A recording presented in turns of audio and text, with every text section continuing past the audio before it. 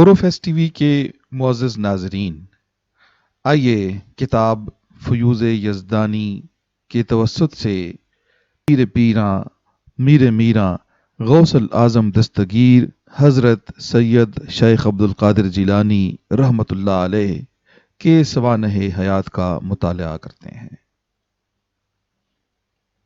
مذکورہ کتاب کے پیش لفظ کا آغاز کیا جاتا ہے بسم اللہ الرحمن الرحیم، الحمد للہ وکفا وسلام علی عبادہ الذین اصطفیٰ۔ اما بعد، حق تعالی شانہ نے اپنے دین متین کی حفاظت کا وعدہ فرمایا ہے جو رجال دین کے ذریعے پورا ہوتا ہے۔ دین کی ہر شعبے کی حفاظت اور اس کو دجالوں سے بچانے کے لیے اللہ تعالیٰ ایسی مقدس حضرات کو پیدا فرماتا ہے کہ جو کما حق ہو اس خدمت کو انجام دے کر دین کے صحیح خد و خال کو ظاہر کرتے ہیں۔ سید الطائفہ شیخ طریقت محبوب سبحانی حضرت شیخ عبد القادر جیلانی رحمۃ اللہ علیہ کا اسم گرامی امت مسلمہ قیامت تک فراموش نہیں کر سکتی کہ دین کے ہر شعبے کی صحیح حفاظت اپنے دور میں جس قدر آپ نے فرما کر امت پر احسان کیا ہے، شاید ہی کسی دور میں اتنی جامعیت و کمال کے ساتھ حفاظت کی گئی ہو۔ اللہ تعالیٰ نے آپ کو وہ قبول عام عطا فرمایا کہ سلوک و طریقت کے مختلف سلاسل و طبقات میں کسی بزرگ کے حصے میں نہیں آیا۔ دوسرے بزرگوں کی شہرت و مقبولیت تو عموماً اپنے حلقہ تک محدود رہی، لیکن حضرت شیخ کی مقبولیت و شہرت اپنے سلسلہ قادریہ سے نکل کر ہر شعبہ اور ہر سلسلہ کے عوام و خواص کی زبان تک مختلف القابوں کے ساتھ پہنچ گئی۔ ولادت باسعادت، آپ کی تاریخ ولادت سن 470 یا 471 ہجری بیان کی گئی ہے۔ ایران کے ایک مشہور قصبہ گیلان میں آپ کی ولادت ہوئی، جبکہ آپ کی والدہ ماجدہ کی عمر 60 سال ہو چکی تھی، جو عموماً ایسی عمر ہے جس میں اولاد پیدا نہیں ہوتی۔ گویا حضرت محبوب سبحانی رحمۃ اللہ علیہ کی اس دنیا میں تشریف آوری سے پہلے یہ کرامت تھی۔ اسم گرامی و نسب، آپ کا لقب محی الدین، کنیت ابو محمد اور نام عبد القادر رحمۃ اللہ علیہ ہے۔ آپ کا سلسلہ نسب اپنے والد ماجد سید ابو صالح رحمۃ اللہ علیہ کی طرف سے 11ویں پشت میں جا کر حضرت امام حسن رضی اللہ تعالی عنہ سے اور والدہ محترمہ ام الخیر سیدہ فاطمہ رحمۃ اللہ علیہ کی جانب سے 14ویں پشت میں جا کر حضرت امام حسین رضی اللہ عنہ سے مل جاتا ہے۔ آپ اس طرح نسبی شرافت و سیادت سے من جانب اللہ نوازے گئے۔ طفولیت، آپ کی عمر 5 سال کی تھی کہ والد ماجد کا سایہ سر سے اٹھ گیا اور آپ کی تربیت و نگرانی والدہ محترمہ کے حصے میں آئی۔ وہ سود کاٹ کر گھر بھر کا گزارا چلاتی تھیں اور کبھی فاقے تک نوبت پہنچتی تھی تو وہ صبر و رضا کی پے کر یہ کہہ کر کہ آج ہم اللہ میاں کے مہمان ہیں، اپنی اور گھر بھر کی تسلی کر دیتی۔ آپ نے چھوٹی سی عمر سے مکتب جانا شروع کر دیا تھا اور اسی حالت طفولیت میں آپ کے سامنے عجیب و غریب واقعات پیش آتے تھے۔ چنانچہ آپ فرماتے ہیں کہ ایک مرتبہ میں نے اپنے ہم عمر بچوں کے ساتھ کھیلنے کا ارادہ کیا تو مجھے ایک غیبی آواز آئی کہ بجانب من بیا اے مبارک، یعنی اے مبارک ہستی میرے پاس آ۔ آواز دینے والے دکھائی نہ دیا۔ آپ خوفزدہ سے ہوئے اور والدہ کی گود میں آ بیٹھے۔ تکمیل علم، آپ نے فرمایا کہ ایک روز 9 ذی الحجہ کو میں ذرا شہر سے باہر نکلا اور ایک گائے کی دم پکڑ لی۔ گائے نے میری طرف رخ کر کے کہا کہ اے عبد القادر، اللہ تعالیٰ نے تجھے ان کاموں کے لیے پیدا نہیں کیا، نہ ان کا حکم دیا ہے۔ میں یہ بات سن کر خوفزدہ سا ہوا اور گھر آ گیا۔ پھر میں اپنے مکان کی چھت پر چڑھا تو اللہ تعالیٰ نے مکہ معظمہ تک تمام حجابات میرے سامنے سے اٹھا دیے اور میں میدان عرفات میں حاجیوں کو وقوف کرتے ہوئے دیکھنے لگا۔ چنانچہ آپ اشارہ غیبی کا مطلب سمجھ گئے اور والدہ محترمہ سے بزرگوں کی خدمت و صحبت اور تکمیل علم کے لیے بغداد جانے کی اجازت طلب کی۔ آپ کی والدہ نے بخوشی اجازت دے کر رخت سفر تیار کرنا شروع کر دیا اور فرمایا کہ تمہارے والد نے کل 80 دینار چھوڑے تھے، جن میں سے 40 اشرفیاں تمہاری صدری کی تہ میں سی دی ہیں، لہذا بنام خدا جاؤ، ہمیشہ راست بازی اور استقامت کو اپنا شعار بناؤ۔ اتفاق سے راستے میں ڈاکہ پڑا۔ ایک ڈاکو نے آپ سے بھی پوچھا کہ تیرے پاس بھی کچھ مال ہے؟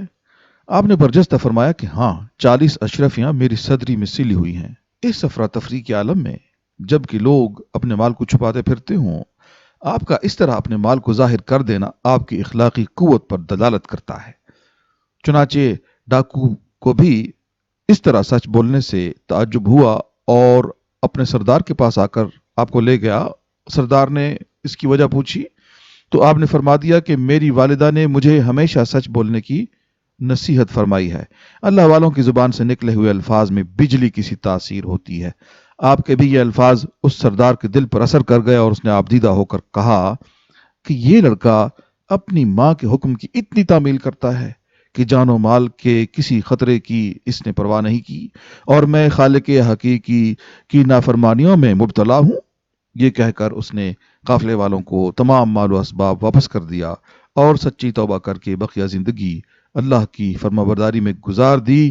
کہتے ہیں کہ یہ شخص اپنے وقت کے اولیاء میں سے ہوا۔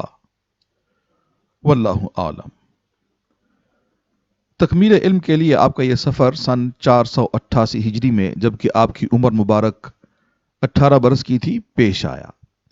بغداد میں تشریف لانے کے بعد آپ نے جناب ابو سعید مخزومی حنبلی سے علم فقہ، احمد بن مظفر رحمۃ اللہ علیہ، ابو الغالب رحمۃ اللہ علیہ وغیرہ سے علم حدیث اور ابو زکریا تبریزی رحمۃ اللہ علیہ سے علم ادب کی تکمیل فرمائی۔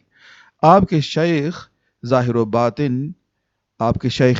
باطن ابو سعید مخزومی کو آپ کے ظاہری و باطنی کمالات پر اتنا اعتماد ہوا کہ جس مدرسے کی بنیاد انہوں نے رکھی تھی اس کے تمام انتظام و انصرام آپ کی سپرد فرما کر خود علیحدہ ہو گئے۔ آپ اس مدرسے کی ظاہری و باطنی ترقی میں ہمتاً مشغول ہو گئے۔ حدیث، تفسیر، فقہ اور دیگر علوم کی تدریس خود شروع فرمائی اور ساتھ ہی وعظ و تبلیغ کا سلسلہ بھی جاری فرمایا۔ تھوڑے ہی دنوں میں تشنگان علوم کا ایک ہجوم ہو گیا اور مدرسے کی موجودہ عمارت ناکافی ہو گئی۔ آپ کی ان خدمات کی وجہ سے یہ مدرسہ آپ ہی کے نام پر مدرسہ قادریہ کے نام سے مشہور ہو گیا۔ آپ کی تدریسی زندگی سن 528 ہجری سے سن 561 ہجری تک کل 33 سال کے عرصے تک محیط ہے، جس میں آپ اول وقت تفسیر و حدیث، ظہر کے بعد قرآن کریم اور بقیہ اوقات میں فقہ و اصول وغیرہ کی تعلیم دیا کرتے تھے۔ اللہ تعالیٰ نے آپ کو علوم ظاہری میں وہ رسوخ و کمال عطا فرمایا تھا کہ فتویٰ لکھتے وقت نہ کتاب دیکھتے اور نہ کچھ سوچتے، اور آپ کا یہ جواب تمام علماء میں حجت مانا جاتا۔ طریقت و سلوک۔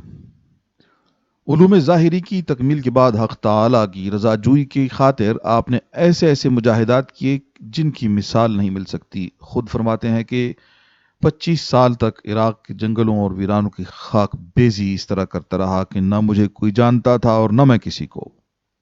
40 سال تک فجر کی نماز عشاء کے وضو سے ادا کرتا رہا، اور اب 15 سال تک ایک رات میں پورا قرآن کریم نماز میں ختم کرتا رہا، اور 30 دن سے 40 دن تک ایسا بھی وقت آتا رہا کہ نہ کھانے کو کچھ ملتا اور نہ آرام اور نہ ہی نیند نصیب ہوتی۔ آپ کے فرزند شیخ موسیٰ رحمۃ اللہ علیہ نے آپ کا ایک واقعہ نقل کیا ہے۔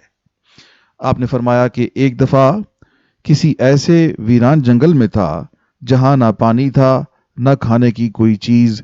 چند روز وہاں رہا اور مجھے ایک قطرہ تک نہ مل سکا۔ تشنگی سے میری بری حالت ہو گئی۔ اچانک ایک ابر نمودار ہوا اور بارش شروع ہو گئی۔ میں نے بقدر ضرورت اپنی تشنگی بجھا کر اللہ کا شکر ادا کیا، اور اس ابر میں نے ایک ایسی روشنی دیکھی جو آسمان کے کناروں تک پھیلی ہوئی تھی۔ اس روشنی میں سے ایک آواز آئی کہ اے عبد القادر، میں ہوں تمہارا رب، اب میں تمہاری عبادت و ریاضت سے راضی ہو گیا ہوں، اور میں نے تمہارے لیے ہر حرام چیز کو حلال کر دیا۔ میں نے یہ سن کر اعوذ باللہ پڑھا اور کہا کہ اے ملعون، دور ہو، کیسی باتیں کرتا ہے۔ اس پر وہ روشنی ختم ہو کر دھواں سا چھا گیا، اور آواز آئی کہ اے عبد القادر، تم اپنے علم و فقہ کی وجہ سے محفوظ ہو گئے، ورنہ اسی صحرا میں نے تم جیسے 70 بزرگوں کو گمراہ کر دیا ہے۔ میں نے جواب دیا کہ اے ملعون، میں اپنے علم سے نہیں بلکہ اللہ کے فضل و کرم اور اس کی دستگیری سے محفوظ ہو گیا۔ کسی نے آپ سے دریافت کیا کہ آپ نے کیسے پہچانا کہ یہ شیطان تھا؟ آپ نے فرمایا کہ اس کی بات سے کہ میں نے تمہارے لیے ہر حرام چیز کو حلال کر دیا، حالانکہ اللہ تعالیٰ نہ حرام باتوں کا حکم فرماتا ہے نہ انہیں پسند کرتا ہے۔ کہاں ہیں وہ لوگ جو 2-3 تسبیحیں پھیر کر، 2-4 سجدے کر کے اور موٹا جھوٹا لباس پہن کر اپنے آپ کو شریعت کی تمام قید و بند سے آزاد کرنا چاہتے ہیں اور کہتے ہیں کہ یہ نماز و روزہ، یہ حلال و حرام اور یہ طہارت و نجاست کے مسائل ہمارے لیے نہیں، ہماری نماز روحانی ہے، ہمارا روزہ روحانی ہے اور ہم شریعت کے پابند نہیں۔ وہ سرتاج اولیاء محبوب سبحانی رحمۃ اللہ علیہ کے اس واقعہ سے عبرت حاصل کریں اور سمجھیں کہ طریقت کا کوئی مرتبہ شریعت پر پابندی کے بغیر حاصل نہیں ہو سکتا۔ اپنے آپ کو شریعت سے آزاد کر کے مراتب روحانی کا دعویٰ کرنے والا زندیق ہے۔ اللہ تعالیٰ نے اولیاء امت کو سینکڑوں کرامتوں سے نوازا ہے، لیکن حضرت محبوب سبحانی رحمۃ اللہ علیہ کو اس مقام میں بھی خاص امتیاز حاصل ہے، اور آپ کو بہت سی کرامات حد تواتر تک پہنچی ہوئی ہیں۔ ایک معاصر بزرگ حضرت شیخ علی رحمۃ اللہ علیہ نے فرماتے ہیں کہ میں نے حضرت شیخ سے زیادہ کرامت والا کوئی نہیں دیکھا۔ جب بھی جس کا دل چاہتا آپ کی کرامت کا مشاہدہ کر لیتا۔ دارا شکوہ نے تحریر کیا ہے کہ اگر آپ کی کرامتوں کو جمع کیا جائے تو ایک ضخیم کتاب بھی اس کے لیے کافی نہ ہو سکے، لیکن اس کا یہ مطلب نہیں کہ حضرت شیخ کی جانب ایسی باتیں منسوب کر دی جائیں جن کا نہ سر ہو نہ پیر اور نہ شریعت سے ہم آہنگ ہوں۔ اسی لیے علامہ ابن کثیر تحریر فرماتے ہیں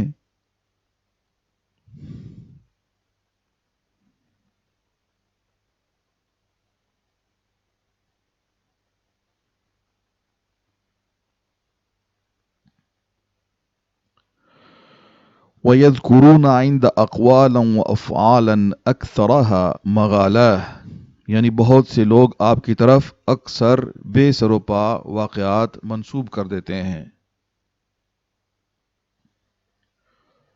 سیرت و کردار: آپ نہایت خوش خو، مہربان، شفیق اور حسن اخلاق کا پیکر تھے۔ مہمانوں کی خدمت، بڑوں کی عزت اور چھوٹوں پر شفقت فرماتے تھے۔ آپ نے اپنی ذات کے لیے کبھی غصہ نہیں فرمایا۔ ہاں، خلاف شرع امور کو دیکھ کر آپ کے غضب کی انتہا نہ رہتی۔ امراء و سلاطین کے یہاں نہ تو تشریف لے جاتے اور نہ ان کے ہدایا قبول فرماتے۔ بڑے سے بڑے خلیفہ وقت کو اس کی لغزشوں اور کوتاہیوں پر متنبہ فرماتے رہتے۔ ایک مرتبہ خلیفہ وقت مستنجد باللہ نے حاضر خدمت ہو کر اشرفیوں کے 10 توڑے پیش کیے۔ آپ نے حسب معمول انکار فرما دیا۔ ادھر سے شدید اصرار ہوا تو آپ نے ایک توڑا دائیں ہاتھ میں اور ایک بائیں ہاتھ میں لے کر انہیں رگڑا تو اشرفیوں سے خون بہنے لگا۔ پھر خلیفہ سے فرمایا کہ اللہ سے شرم نہیں آتی کہ لوگوں کا خون کھاتے ہو اور جمع کر کے میرے پاس لاتے ہو؟ یہ حالت دیکھ کر خلیفہ رونے لگا، حتیٰ کہ غشی طاری ہو گئی۔ آپ کی مجلس ایسی باروب اور پرسکون ہوتی کہ بڑے سے بڑے بادشاہ کو بھی دم مارنے کی مجال نہ ہوتی، لیکن ساتھ ہی ایسی تسلی بخش کہ کیسا ہی غمزدہ آپ کی مجلس میں چلا جائے اس کے تمام رنج و غم فوراً دور ہو جائیں۔ التفات اس قدر عام ہوتا کہ ہر شخص یہی سمجھتا کہ مجھ پر سب سے زیادہ نگاہ کرم ہے۔ واعظ و ارشاد: اللہ تعالیٰ نے آپ کے واعظ میں عجیب و غریب سحر رکھا تھا۔ بڑے بڑے خطباء و فصحاء کا آتشی کلام وہ اثر نہ کرتا تھا جو آپ کی زبان سے نکلے ہوئے چند معمولی الفاظ کرتے تھے، حتیٰ کہ آپ کی مجلس واعظ سے کئی جنازے نکلا کرتے تھے۔ آپ کے واز سے متاثر ہو کر 500 سے زیادہ یہود و نصارہ آپ کے ہاتھ پر اسلام لائے اور 1 لاکھ سے زیادہ بد کردار انسانوں نے توبہ کی۔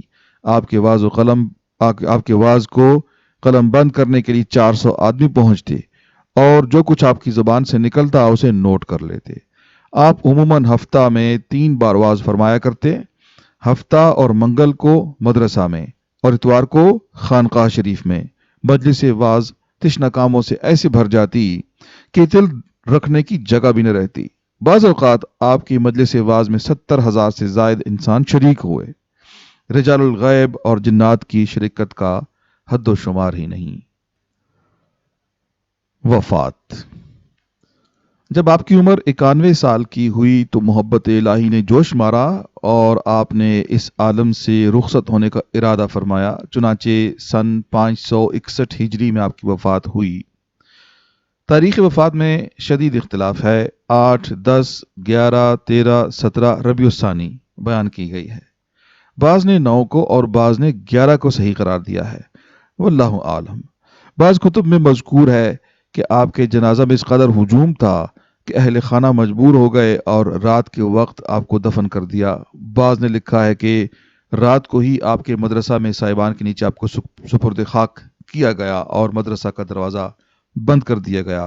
صبح کو لوگ آتے اور بے تابانہ مزار کی زیارت کرتے اور روتے۔ آپ کی وفات خلیفہ مستنجد باللہ کے عہد میں ہوئی۔ تصنیفات۔ آپ نے متعدد تصانیف چھوڑی ہیں جن میں سے مندرجہ ذیل یا تو خود موجود ہیں یا ان کے نام دوسری کتابوں میں آئے ہیں۔ 1، غنیۃ الطالبین فقہ کی مشہور کتاب ہے، پاک و ہند اور مصر میں چھپ چکی ہے۔ فتوح الغیب فن سلوک و طریقت پر نہایت جامع کتاب ہے۔ الفتح الربانی آپ کے مواعظ کا وہ مجموعہ جو قلم بند کر لیا گیا، پاک و ہند میں طبع ہو چکا ہے۔ بشائر الخیرات اس میں درود شریف سے متعلق کلام ہے۔ البواقیت والحکم، الفیوزات الربانیہ، المواہب الرحمانیہ۔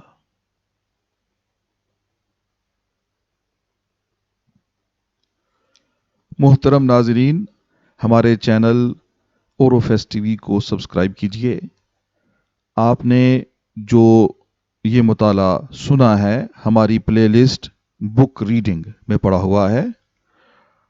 برائے مہربانی ویڈیو کو لائک کیجئے، شیئر کیجئے اور کمنٹ کیجئے۔ شکریہ۔ السلام علیکم۔